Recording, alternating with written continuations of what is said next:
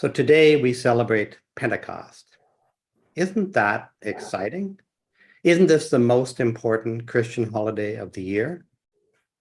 So I want to ask for a show of hands, and I'm glad we have the new camera so I can see.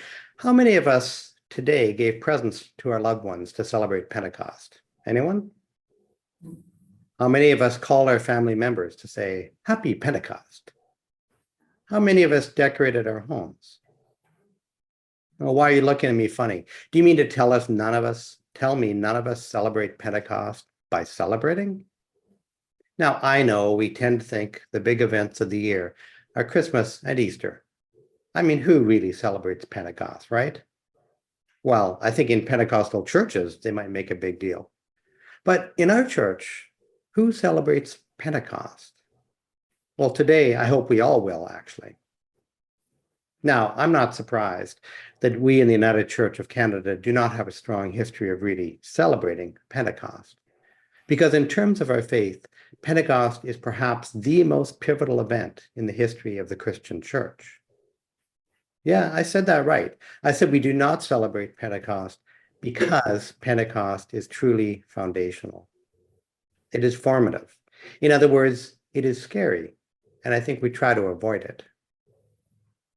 Christianity, like all religions, was created as a way of framing reality in a way that was sensible, logical, comprehensible. Rules and systems and stories that are all tellable and followable. These created religious systems allow power structures to be created, followed, and preserved. In other words, all religions have a lot to do with control and power structures. And I don't want you to hear that as a criticism. Power structures can help create a sense of community and security and peace of mind. The control aspects of Christianity actually create the authority that we use when we perform baptisms and other rituals. But power structures, by definition, include many elements of control. Pentecost, however, is about lack of control, or maybe better, loss of control. The historical Pentecost event was about the Spirit, and the Spirit acted as it willed. Pentecost is an invitation into a spiritual encounter that Christianity has struggled to embrace. I mean, yes, we recognize the coming of the Spirit as foundational and formative. Pentecost is, of course, considered the birth of the Christian church.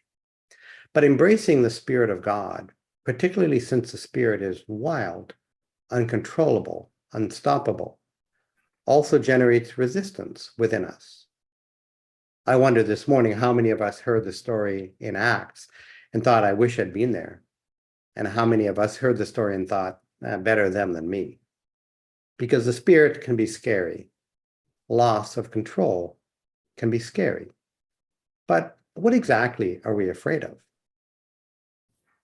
I'm reminded of the true story of the person who came to be known later as Joan of Arc. Joan, a young girl born as a peasant in a tiny village of Dolamy, France, is very pious, and from an early age she hears voices from St. Michael, St. Catherine, St. Margaret. In the early years, the voices she hears are very personal and just very nurturing.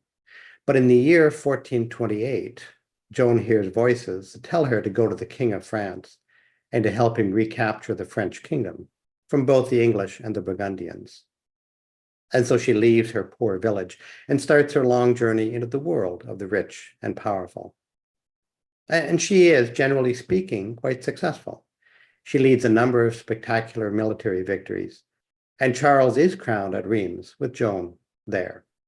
It's an amazing and true story of hearing the voice of God and following through.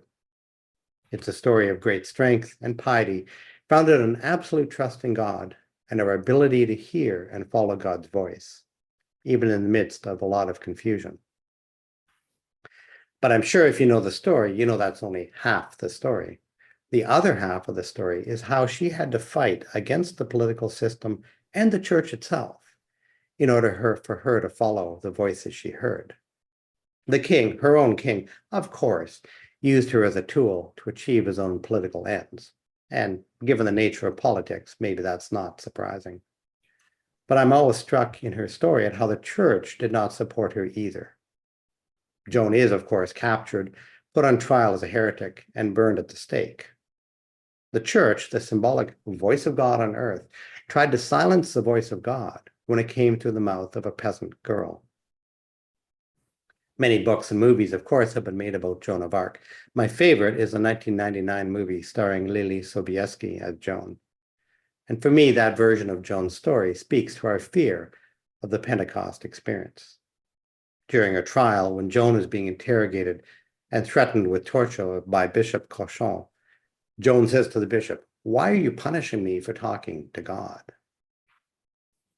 The church was afraid of Joan because Joan related to God on her own terms, not moderated through the official church.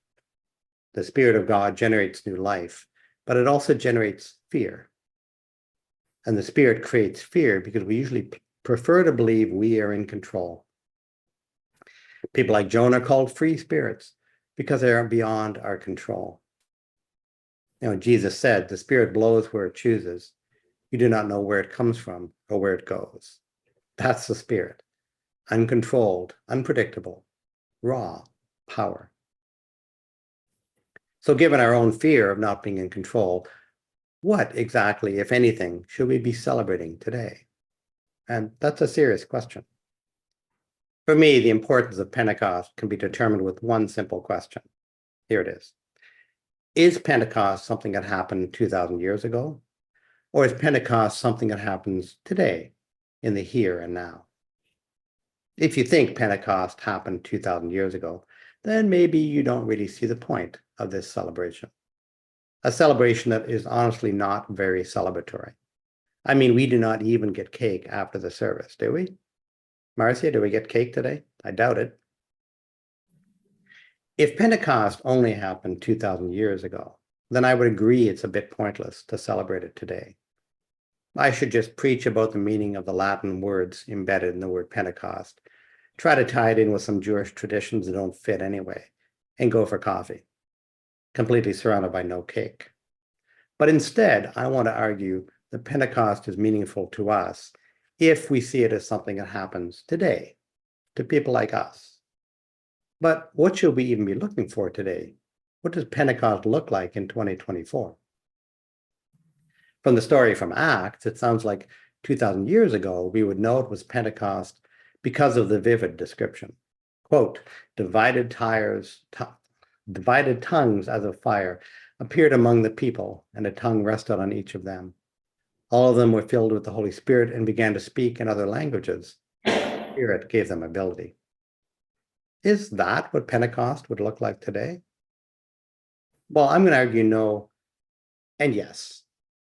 The 2,000 years ago, the Spirit caused people to speak their truth in different languages, and the people were shocked. And today, I think Pentecost is when people speak their truth in whatever form makes sense today. Perhaps in a speech, perhaps in a sermon, perhaps in a tweet. The thing that makes it Pentecost is that people need to speak their truth while other people are trying to hide from that truth. Pentecost is when speaking truth is more important than not upsetting people.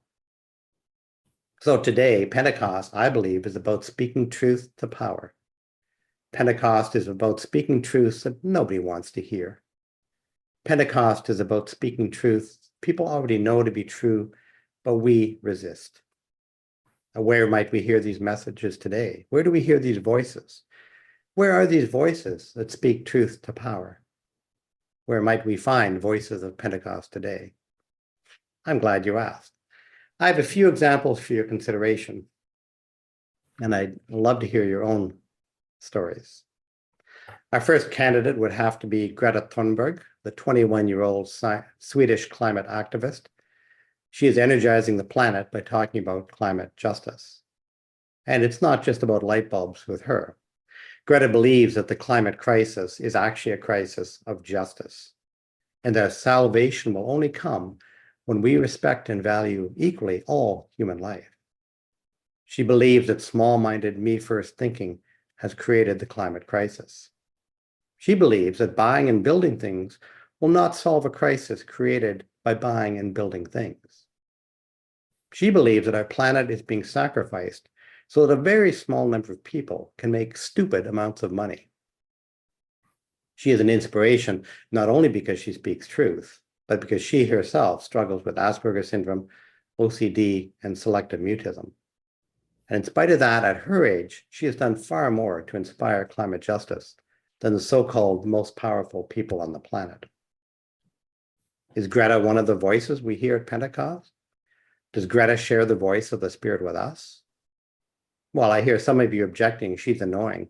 When she was younger, people would often say, she's just a child. But let me ask you, what sort of message do you expect to hear at Pentecost? Do you seriously expect a boring, bland message that is irrelevant?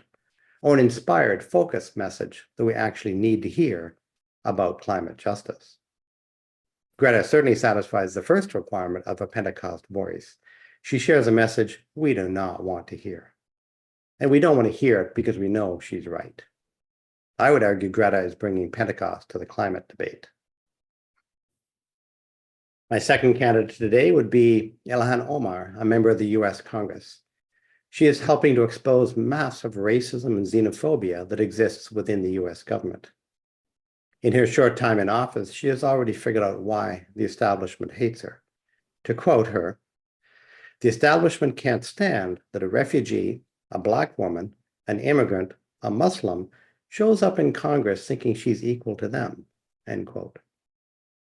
She believes that the US needs to become a country of the many, not a country for the few. Omar works to ensure that the US will not be a country of xenophobes.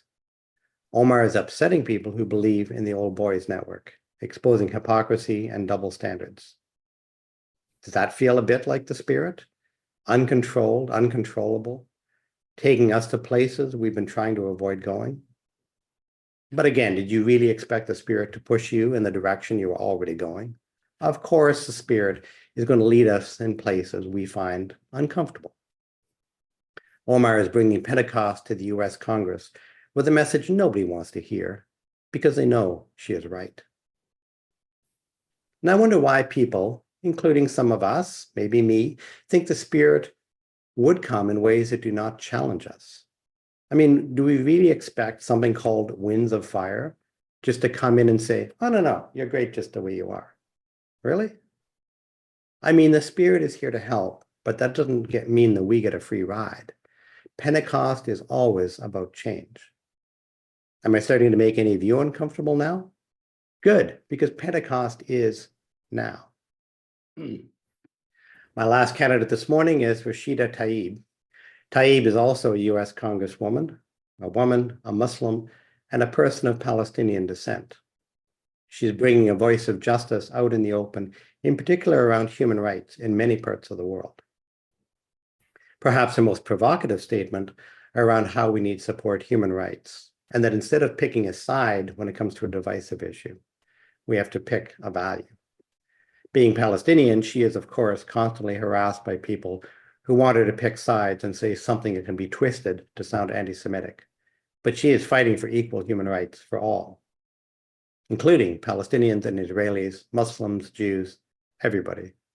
She encourages people to pick a value, not a side.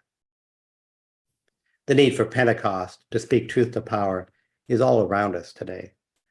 Following the horrific attack by Hamas on Israel on October 7th last year, Israel has responded with vastly disproportionate force and is in fact doing its best to commit a genocide on the people of Palestine. Israel has been murdering civilians and children with impunity, supported by our own government, as well as other Western powers. And as Canadians and as Christians, we need to face the sad truth that our governments have always supported the colonization of Palestine by Israel. Our governments have always supported the ethnic cleansing of Palestinians. We need to speak truth to power. Today, many Pentecost voices are speaking truth to power. From rallies to university encampments, many voices are speaking truth to power to stop the ongoing genocide. Now, I'm not going to launch into what could become a second sermon right now, but you know, I go to these protests myself, and I want to mention three things that they're actually pushing for. First of all, this is simply call for a ceasefire, and the idea that genocide is actually wrong. Secondly, to recognize what's happening is actually colonization. and our governments always say they want us to apologize for colonization all the time, while they support it when it happens in Palestine. And thirdly, the basic underlying message that goes across the planet that trying to solve every crisis with increasing militarization is itself really stupid. That peace, in fact, comes from justice, not from murdering your enemies. And the global war machine must not be given free rein. So those are my three candidate Pentecost voices today, along with some input from my own. And I'm really sorry that my list was inadvertently sexist. I don't know why the most prominent voices speaking truth to power seem to be from women these days. I did check the most dominant male voices too. But if you listen to Trudeau, Ford, and Biden, I just do not hear them speaking truth to power. And I would love it if we all share our own stories over over coffee today. Voices where we hear speaking truth to power, because this is where we will find Pentecost today. And I'm sure we all have a story to share, and I want to hear your story. So let's bring this home now, though. Where is the voice of Pentecost here in our own community? What voices do we hear that perhaps are unwelcome to our own ears, precisely because we know those voices are speaking truths that we do not want to hear? And where is it we ourselves need to speak our own truth to power? Where is it we ourselves can be the voice of Pentecost today? Because Pentecost is now. Amen.